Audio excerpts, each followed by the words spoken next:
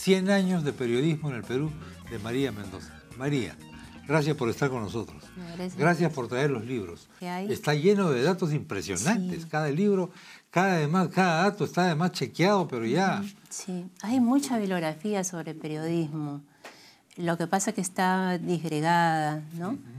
Pero ahí podrán ver en el libro, la bibliografía es inmensa. Es enorme, ¿no? Y probablemente quede mucho material todavía por revisarse, ¿no? Hay mucha gente que se ha dedicado a la investigación del quehacer del periodismo. ¿Cómo nace la idea de hacer esta obra monumental, María? En realidad forma parte de un esfuerzo de grupo, ¿no? La universidad hace algunos años ya decidió emprender la tarea de hacer una historia de los medios de comunicación. Entonces se formó un grupo en la universidad. Está Ricardo Bedoya, que es el coordinador del grupo, asumió la tarea de elaborar la historia del cine, ¿no? Estoy mostrando algunas de las carátulas y ahí, ahí pueden ver ustedes en pantalla algunas de los grabados que aparecen en el libro, que tiene todo. Ese es un comercio del año de las primeras ediciones, creo. Sí, del año 1840 y tantos. 40 y tantos. Nace el diario El Comercio en esa época. En 1839. Ajá. ¿no? Esta es la Zamacueca Política. Ajá. Es una publicación que hoy podríamos llamarla de un sensacionalismo político. Sensacionalismo, claro. ¿no? Claro. Ahora, acá está La Mascarada también. Y está la clásica caricatura aquella que anunciaba la muerte de Pardo, ¿no? El asesinato. El asesinato, o sea, anuncia el asesinato satíricamente y se produce el asesinato. Y se produce, sí. Entonces, ahí hay una reflexión tremenda, ¿no?, que tú haces en el libro, y es que hasta qué punto hay una responsabilidad ahí en los medios, en crear ambientes, en crear situaciones. Exactamente, en retratar situaciones y de alguna manera lo que llaman los académicos mediatizar las cosas en lugar de mediarlas, ¿no? Exactamente. Como que los periodistas estamos al centro del ciudadano y el poder, ¿no? Y la tarea nuestra es conectarlos, ¿no?, al ciudadano y a sus representantes. Y esa es la tarea, o sea, esa es la tarea que nos tocó. El problema es cuando nos inclinamos hacia un lado o hacia otro, entonces se produce lo que le llaman la mediatización. Por todo tipo de intereses, la mediatización. Bueno, sí, el libro, estos 2 tomos de María no son simplemente una colección de datos, lo cual ya sería bastante. Esto en realidad tiene un carácter ensayístico, yo diría, pero a base de información empírica muy poderosa. Y ella se hace varias preguntas que sirven para analizar el rol de los medios de comunicación en cualquier época.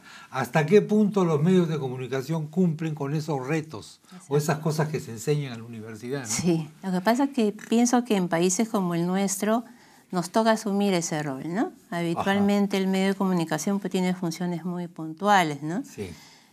Algunos analistas y académicos... Por defecto de otras instituciones. Exacto, claro, ¿no? Es lo que tú señalas entonces, en el libro, en sentido estricto no le corresponde, determinadas funciones le corresponden a los representantes. Pero en sociedades como las nuestras, los medios han recibido, por encargo del ciudadano, cumplir estas tareas que nadie las cumple, ¿no?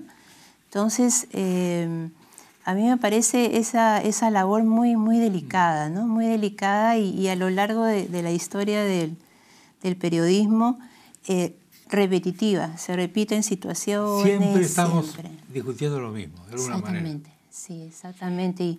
Y esa es una de las motivaciones también del trabajo, ¿no? Comprender por qué sucede esto, comprender un poco el quehacer de la prensa también, ¿no? Porque a veces hay visiones también...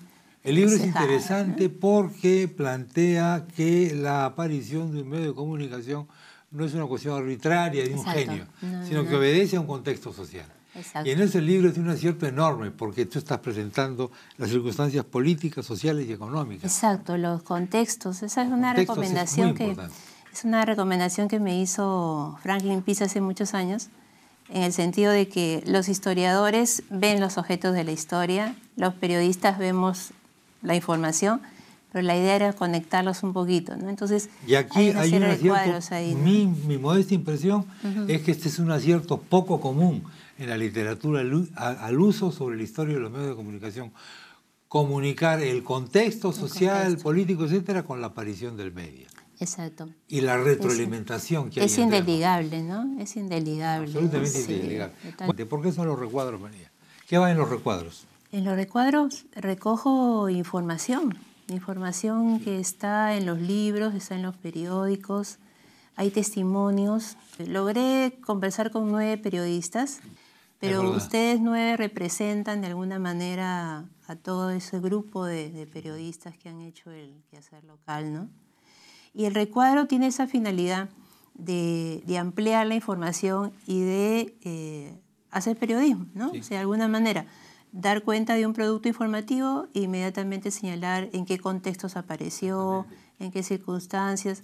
En algunos casos se ve que el producto, lo que decía el medio, está bien desligable, ¿no? Por ejemplo, en el tema político hay coyunturas electorales sobre todo, pero también en épocas no electorales hay una relación directa, ¿no?, entre la aparición de un medio y estas circunstancias políticas, ¿no? Otro acierto que me parece muy importante de este libro es la relación entre la tecnología y el periodismo. Es decir, usted pone ahí cada diario, en cada etapa, qué avances tecnológicos va incorporando. Exacto. Y cómo el diario va creciendo. María va explicando toda la relación entre tecnología y esto. En la desaparición de la imprenta, quizás ahora estamos en un momento igualmente importante, no sé cómo lo ves eso. Sí. Con toda esta tecnología que está revolucionando las comunicaciones. Es interesante comprobar cómo los medios y sus tecnologías no ha implicado una desaparición de uno al otro, ¿no? Sino una suerte de complementariedad, ¿no? Y de alguna manera el libro lo dice al final, aunque no le toca abordar del año 2000 para adelante, pero sí establece algunas preguntas en relación a cómo es que vamos a enfrentar ahora, ¿no?, frente a las nuevas tecnologías, ¿no? Cómo lo estamos enfrentando, ¿no? Y pasará lo mismo que pasó antes en la historia, o sea, tenemos, ahora que se habla de la desaparición de los periódicos, qué sé yo. La despapelización. Sí. La virtualización de todo. Pero digamos, sabemos un grupo de periodistas que pensamos que no va a ser así. Antes tal vez sea que esa integración y esa convergencia que ahora está en marcha ya en el país, me parece una magnífica idea, que logre ese acierto, ¿no? Que tenga ese acierto de recoger las experiencias de todos los medios y lograr su complementariedad, ¿no? ¿Sabemos recoger experiencias en el Perú o pensamos que la historia comienza con nosotros siempre? Creo que pensamos que la historia comienza con nosotros, ¿no? Luego, cuando uno es muy joven y empieza en el periodismo, cree que ahí empezó la historia. Empezó la historia, he descubierto un nuevo género periodístico. Y lo de atrás, bueno, sí hubo algo, pero no sé, no estuve, ¿no? Recojo con mucha satisfacción en los jóvenes esa inquietud por conocer, ¿no? Ya. Entonces, como comentamos en la universidad, decir no estuve no es ninguna excusa ya, o sea, qué pena, porque a diferencia, creo yo, de cualquier otro profesional, lo nuestro es eso, lo nuestro es lo que sucedió. Es estar, justamente. Y si no estuvimos, tenemos que agenciarnos la información, ¿no? Entonces, noto con interés y con satisfacción esto que hay en los jóvenes de saber que lo que tienen en las manos, lo que están produciendo, ¿no?, por cualquier canal o formato, tiene un antes, ¿no? Si uno analiza las primeras manifestaciones sensacionalistas y amarillistas que empezaron en Estados Unidos y en Europa, analiza las variables que rigen a una prensa de este tipo, son las mismas que han aplicado en las diferentes experiencias que hemos tenido acá en el país, ¿no? Sí, pues. Por ejemplo, las primeras manifestaciones que yo he recogido datan precisamente de los últimos años del siglo XIX, ¿no? Luego viene una suerte de lucha por la objetividad, ¿no? A raíz también del New York Times, que viene con el culto de la objetividad. Vienen varias décadas. Reacción ante Hearst. Exactamente, claro, ¿no? Hearst era la prensa amarilla, pero total, inventó una guerra para empezar. Inventó una guerra para vender periódicos, hombre. Sí. ¿Qué nos extraña ahora, no? Exactamente. Sí. Y eso los periódicos de comienzo de siglo, 2 décadas, 3 décadas, 4 décadas más o menos, resienten, aceptan ese culto de la objetividad, ¿no?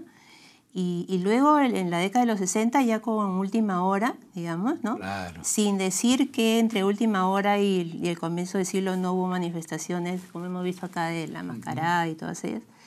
Pero digamos, Última Hora vuelve a señalar, ¿no? Juan Galgurevich reconoce... Es un libro muy importante de él. Sí, claro, en realidad un pionero, ¿no? Hora. Es un pionero el profesor Galgurevich. En La Crónica, por ejemplo, él lo reconoce como un periódico popular, o sea, con algunas características orientadas al gran público, digamos, ¿no? De una manera sencilla, coloquial, popular. Pero luego viene Última Hora, y luego de Última Hora tenemos todo lo que es la prensa chicha, ¿no? La llamada prensa chicha, pues. Prácticamente, así como hemos dedicado casi la mitad del siglo al tema político, también podemos estimar los periodos que hemos dedicado a hacer periodismo amarillo, ¿no? Oh, absolutamente. Entonces, sí, le digo, es eso. Y con ventas formidables, ¿no? Formidables, ¿no? Formidables al final no duran, ¿no? No duran, pero claro. Duran, pero sí entran en una coyuntura, levantan plata, sí, son etcétera. cortoplacistas y lo logran, ¿no? Costo relativamente bajo de todos esos lamentablemente, medios. ¿no? Porque más allá de los intereses que tengan, o sea, como negocio, los efectos son lo que... Los efectos. Efectivamente, el lenguaje. ¿A qué conclusión llega con el tema del lenguaje? ¿Hay un lenguaje periodístico que se ha cuidado? ¿Se está deteriorando ahora el lenguaje? ¿Pensamos que todo tiempo pasado fue mejor? ¿Cómo es esto? Hubo en ese periodo justamente que le menciono de este culto de la objetividad, ¿no? Tenemos acá es el comercio, básicamente el comercio y la prensa, ¿no? La prensa aparece precisamente con un lenguaje novedoso. Novedoso, más moderno que el comercio se veía. La prensa nace en 1903. 1903 y ya con fuerza en 1904, ¿no? Claro. Y se supone que renovaba de alguna manera el tema del comercio y el gran periódico dominante, digamos. Por ejemplo, uno encuentra bueno, ya eso es más avanzado, ¿no? Por el 40 más o menos, 50 casi. Ya estaba con Beltrán. Con Beltrán, claro. Hay crónicas que podrían ser tranquilamente publicadas ahora, ¿no? Dentro de lo que nosotros entendemos como periodismo literario, ¿no?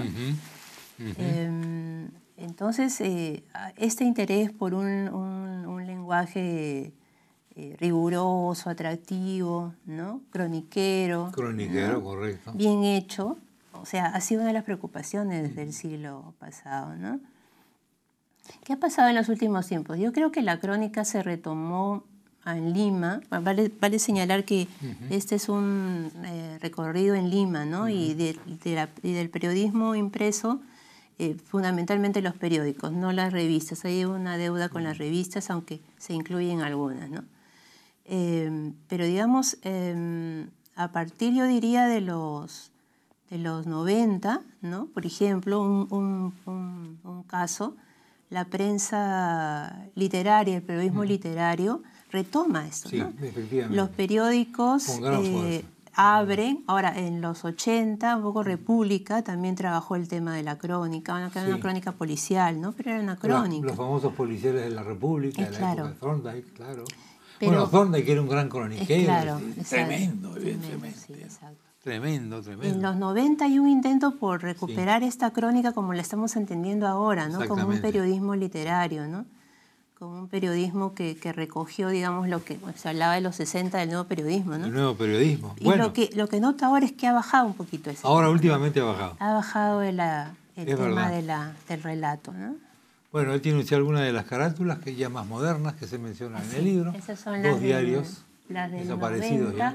El Mundo Estos y el periódicos Sol. son interesantes Muy porque...